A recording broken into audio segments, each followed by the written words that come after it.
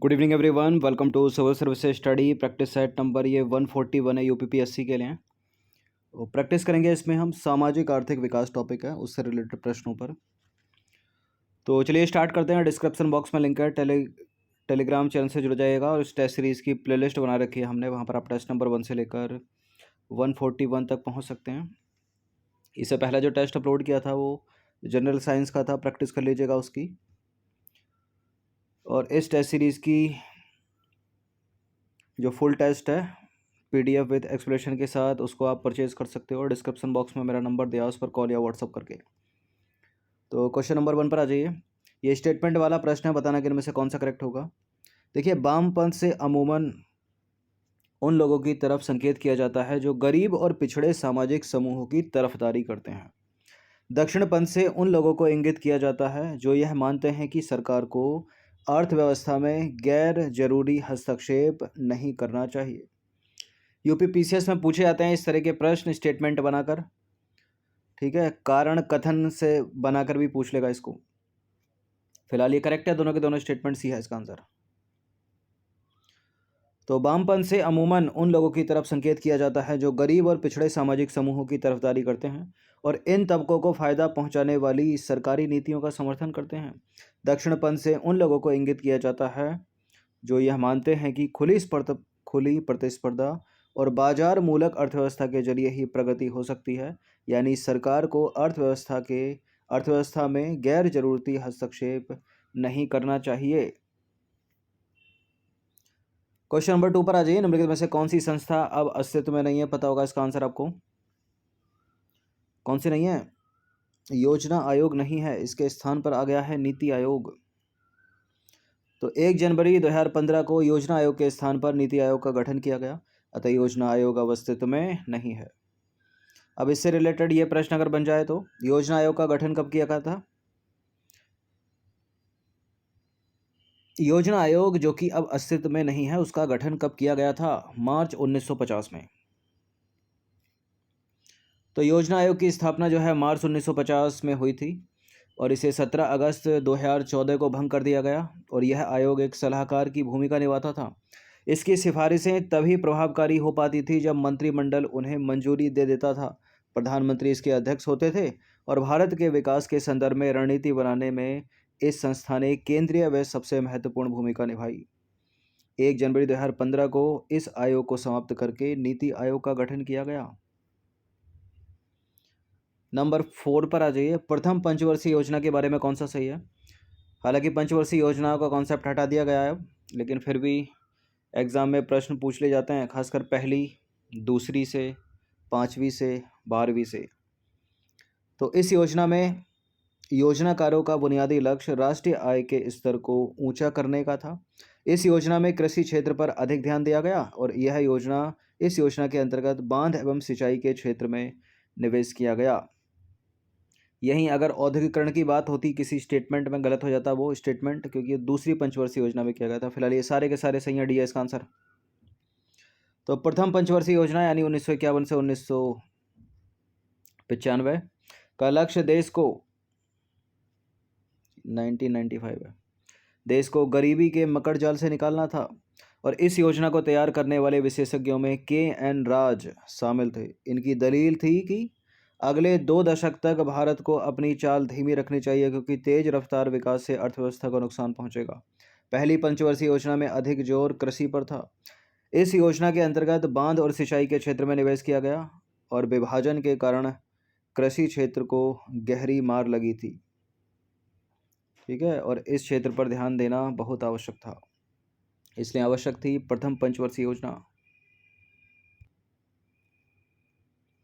अब देखिए, भाखड़ा नागल बांध जैसी परियोजनाओं के लिए तुरंत बड़ी धनराशि आवंटित की गई और इस परियोजना में यानी प्रथम पंचवर्षीय योजना में योजनाकारों का मुख्य लक्ष्य राष्ट्रीय आय के स्तर को ऊंचा उठाना था। तो पहला वाला विकल्प में जो स्टेटमेंट है वो भी करेक्ट हो गया, सारे करेक्ट हो गए। क्वेश्चन नंबर 5 पर आ जाइए। दूसरी पंचवर्षीय योजना से रिलेटेड स्टेटमेंट है इस बार। इस योजना में कृषि की अपेक्षा औद्योगिकरण पर कम ध्यान दिया गया। कम ध्यान दिया गया या अधिक ध्यान दिया गया? इस योजना अवधि में औद्योगिकरण पर दिए गए जोर से भारतीय अर्थव्यवस्था के विकास को नया आयाम मिला। कौन सा करेक्ट है? दूसरा वाला करेक्ट है, पहला वाला गलत है क्योंकि अधिक ध्यान दिया गया था। पहले में कृषि पर, दूसरे में औद्योगिकरण पर। तो प्रथम पंचवर्षीय योजना का मूल मंत्र धीरज था, जबकि दूसरी पंचवर्षीय योजना का तेज गति से संरचनात्मक विकास करना था। पीसी महालनोबिस द्वारा इस योजना को तैयार किया गया। पहला स्टेटमेंट गलत है। देखिए, इस योजना में औद्योगिकरण पर विशेष बल दिया गया। ठीक है, यहाँ रखना चाहिए इसको। यहाँ भारतीय प्रौद्योगिकी के लिहाज से पिछड़ा हुआ था और विश्व बाजार से प्रौद्योगिकी खरीदने में उसे अपनी बहुमूल्य विदेशी मुद्रा जो है वो खर्च करनी पड़ती थी।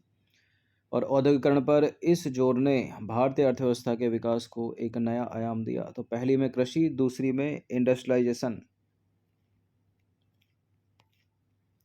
क्वेश्चन नंबर 6 पर आ जाइए। विकास के मॉडलों के संबंध में निम्नलिखित में से कौन सा कथन जो है वो सही है? देखिए, पहला स्टेटमेंट है, पूंजीवादी मॉडल में विकास का काम पूर्णतः निजी क्षेत्र के भरोसे होता है। समाजवादी मॉडल में निजी संपत्ति को खत्म कर दिया जाता है और इसमें जो है हर तरह के उत्पादन पर राज्य का नियंत्रण होता है। भारत में पूंजीवादी और समाजवादी मॉडल के मिश्रण को अपनाया गया है क्या? विकास के मॉडल से रिलेटेड ये तीनों के तीनों स्टेटमेंट जो है वो करेक्ट हैं। डी है इसका आंसर। तो दिए गए सारे के सारे कथन करेक्ट हैं। पूंजीवादी और समाजवादी मॉडलों का मिश्रित रूप लागू करने के कारण भारतीय अर्थव्यवस्था को मिश्रित अर्थव्यवस्था कहा जाता है। खेती किसानी, व्यापार और उद्योग का एक बड़ा हिस्सा निजी हाथों में रखा गया। वहीं भारी उद्योग को राज्यों ने अपने हाथों में रखा और उसे आधारभूत ढांचा प्रदान किया। राज्य ने व्यापार का नियमन किया, वे कृषि के क्षेत्र में कुछ बड़े हस्तक्षेप किए। क्वेश्चन नंबर 7 पर आ जाइए। ऑपरेशन फ्लड से रिलेटेड दो स्टेटमेंट है, तीन स्टेटमेंट है, बताने के इनमें से कौन सा करेक्ट होगा? इसे श्वेत क्रांति भी कहा जाता है। यह एक ग्रामीण विकास कार्यक्रम था। इसमें केवल डेयरी कार्यक्रम को शामिल किया गया था ऑपरेशन फ्लड में। ये केवल किंतु परंतु वाले प्रश्न स्टेटमेंट अधिकतर 90% गलत होते हैं, तो गलत है ये भी। अब अपने को थर्ड वाले को एलिमिनेट करना, जहाँ जहाँ 3 है वो होगा नहीं। 3 3 3, केवल 1 और 2। चूंकि 1 और 2 सही है तो ये भी नहीं होगा। तो पहला और दूसरा सही है केवल। देखिए, मिल्कमैन ऑफ इंडिया के नाम से मशहूर वर्गीज कुरियन ने गुजरात सहकारी दुग्ध और विपणन परिसंघ के विकास में केंद्रीय भूमिका निभाई और अमूल की शुरुआत की।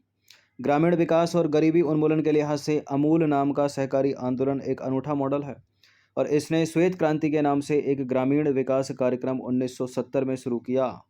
ऑपरेशन फ्लड के अंतर्गत सहकारी दुग्ध उत्पादकों को उत्पादन और विपणन के एक राष्ट्रव्यापी तंत्र से जोड़ा गया।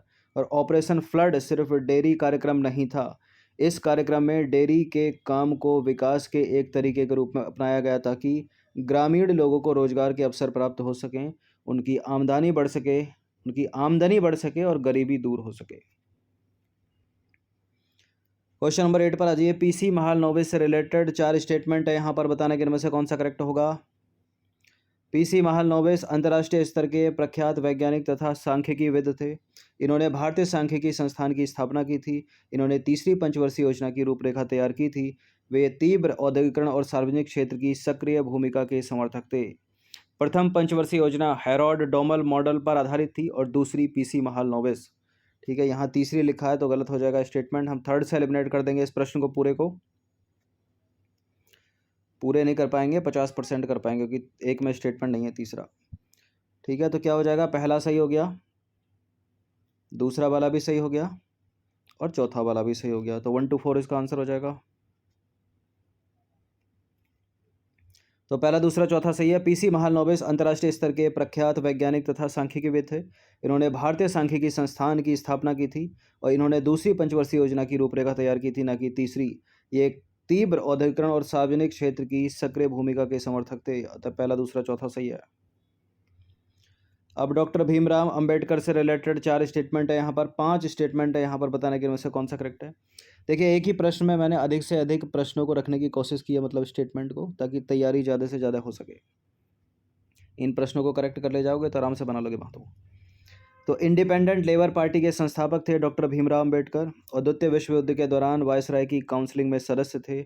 वह आज़ादी के बाद नेहरू के मंत्रिमंडल में कानून मंत्री थे और हिंदू कोड बिल के मुद्दे पर असहमत होकर इन्होंने मंत्री पद से त्यागपत्र दे दिया था और जीवन के अंतिम दिनों में इन्होंने बौद्ध धर्म को अपना लिया था। क्या बताइए, ये भी देख लीजिए किस तरह से स्टेटमेंट कर सकता है। 1, 3, 4 भी है। 1, 3, 4 का मतलब ये हो रहा है कि वह द्वितीय विश्व युद्ध के दौरान वायसराय की काउंसिलिंग में सदस्य नहीं थे। 1, 3, 5 का मतलब यह हो रहा है कि हिंदू कोड बिल के मुद्दे पर असहमत होकर इन्होंने मंत्री परिषद से त्यागपत्र नहीं दिया था। और 1, 3, 4 का मतलब यह हो रहा है कि जीवन के अंतिम दिनों में बौद्ध धर्म नहीं अपनाया था इन्होंने। जीवन के अंतिम दिनों में इन्होंने बौद्ध धर्म अपनाया था। हिंदू कोड बिल के मुद्दे पर असहमत होकर इन्होंने मंत्री पद से त्यागपत्र भी दिया था। कानून मंत्री थे ये आज़ादी के बाद नेहरू के मंत्रिमंडल में, और द्वितीय विश्व युद्ध के दौरान वायसराय की काउंसिलिंग में सदस्य भी थे, और इंडिपेंडेंट लेबर पार्टी के संस्थापक थे भाई।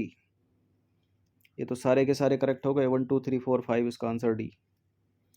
तो डॉक्टर भीमराव अम्बेडकर के बारे में सारे के सारे कथन करेक्ट हैं। इन्होंने इंडिपेंडेंट लेबर पार्टी की स्थापना की थी। बाद में इन्होंने शेड्यूल कास्ट फेडरेशन की स्थापना भी की थी।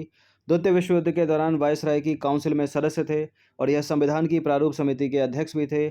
आज़ादी के बाद नेहरू के मंत्रिमंडल में कानून मंत्री थे। हिंदू कोड बिल के मुद्दे पर असहमति दर्ज कराते हुए मंत्रिपरिषद से इस्तीफा दे दिया था इन्होंने, और जीवन के अंतिम दिनों में बौद्ध धर्म अपना लिया था इन्होंने। 10वां प्रश्न है, भारत में सबसे पहले कम्युनिस्ट पार्टी की सरकार किस राज्य में बनी थी? केरल में बनी थी। तो भारत में सबसे पहले कम्युनिस्ट पार्टी की सरकार केरल में बनी, और साथ ही यह पहला अवसर था जब कम्युनिस्ट पार्टी की सरकार भारत में चुनी गई थी। क्वेश्चन नंबर 11 पर आ जाइए। भारतीय जनसंघ के बारे में सही है। श्यामा प्रसाद मुखर्जी इसके संस्थापक अध्यक्ष थे, और जनसंघ ने अंग्रेजी को हटाकर हिंदी को राजभाषा बनाने के आंदोलन की अगुवाई की, और इस संगठन ने धार्मिक और सांस्कृतिक अल्पसंख्यकों को रियायत देने की बात का विरोध किया। बिल्कुल, ये सारे के सारे सही हैं। तो भारतीय जनसंघ का गठन जो है 1951 में हुआ था। श्यामा प्रसाद मुखर्जी इसके संस्थापक अध्यक्ष थे। अंग्रेजी को हटाकर हिंदी को राजभाषा बनाने के आंदोलन में यह पार्टी सबसे आगे थी, और इसने धार्मिक एवं सांस्कृतिक अल्पसंख्यकों को रियासत देने की बात का विरोध किया।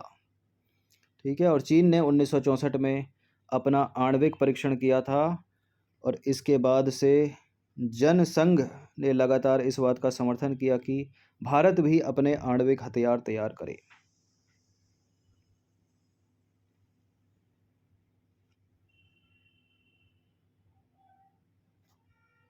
रियायत है, रियासत नहीं है। क्वेश्चन नंबर 12 पर आ जाइए। निम्नलिखित में से कौन से नेता स्वतंत्र पार्टी के नेतृत्व कर रहे थे? कौन से नेता थे जो स्वतंत्र पार्टी का नेतृत्व कर रहे थे? सी राजगोपालाचारी, के एम मुंशी, एनजी रंगा। एनजी रंगा 2 बार हो गया। एनजी रंगा एक को हटा देते हैं। चलो, तीनों कर रहे थे। ठीक है, तो तीनों कर रहे थे, तो तीनों ही मान लीजिए। इसको 1, 2, 3 मान लीजिए, मतलब उपरोक्त सभी मान लीजिए। तो सारे के सारे करेक्ट हैं। स्वतंत्र पार्टी का नेतृत्व सी राजगोपालाचारी, के एम मुंशी, एनजी रंगा और मीनू मसानी जैसे पुराने नेता कर रहे थे। क्वेश्चन नंबर 13 पर आ जाइए। आचार्य नरेंद्र देव के संबंध में कौन सा कथन सही है? वे कांग्रेस सोशलिस्ट पार्टी के संस्थापक थे। इन्होंने आज़ादी के बाद सोशलिस्ट पार्टी का और बाद में प्रजा सोशलिस्ट पार्टी का नेतृत्व किया। वे बौद्ध धर्म के विद्वान थे तथा इन्होंने किसान आंदोलन में भी महत्वपूर्ण भूमिका अदा की। न केवल यूपीएससी सिविल सेवा बल्कि स्टेट पीसीएस में भी ऐसे किसी एक व्यक्ति विशेष से लिखकर और नीचे 3-4 स्टेटमेंट लगाकर प्रश्न कर लिए जाते हैं। सारे के सारे करेक्ट हैं, तो डी है इसका आंसर। तो आचार्य नरेंद्र देव कांग्रेस सोशलिस्ट पार्टी की स्थापना, और वैसे भी आचार्य नरेंद्र देव यूपी पीसीएस के फेवरेट है, बड़े प्रश्न बने इनसे। आचार्य नरेंद्र देव ने कांग्रेस सोशलिस्ट पार्टी की स्थापना वर्ष 1934 में की थी। इन्होंने आज़ादी के बाद सोशलिस्ट पार्टी का और बाद में प्रजा सोशलिस्ट पार्टी का नेतृत्व किया, और वह बौद्ध धर्म के विद्वान थे तथा इन्होंने किसान आंदोलन में भी महत्वपूर्ण भूमिका अदा की। सारे के सारे करेक्ट डी है इसका आंसर। नंबर 14 पर आ जाइए। कहाँ गया 14? चलिए नंबर 14 पर आ जाइए। स्वतंत्रता पूर्व कांग्रेस पार्टी के संदर्भ में निम्नलिखित कथनों पर विचार करेंगे। देश की आज़ादी से पहले की कांग्रेस पार्टी। देखिए, देश की आज़ादी से पहले की कांग्रेस पार्टी जो है, यानी आज़ादी प्राप्ति से पहले कांग्रेस पार्टी एक विचारधारात्मक गठबंधन थी। ठीक है, और इस पार्टी ने अपने भीतर क्रांतिकारी, शांतिवादी, गर्मपंथी, नरमपंथी, दक्षिणपंथी, वामपंथी और लगभग हर विचारधाराओं के मध्यम मार्गियों को समाहित कर रखा था। सही है क्या? बिल्कुल, ये करेक्ट है, दोनों के दोनों स्टेटमेंट।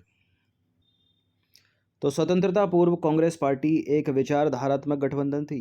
इस पार्टी ने अपने भीतर क्रांतिकारी और शांतिवादी, गर्मपंथी, नरमपंथी, कंजर्वेटिव और रेडिकल, दक्षिणपंथी, वामपंथी और लगभग हर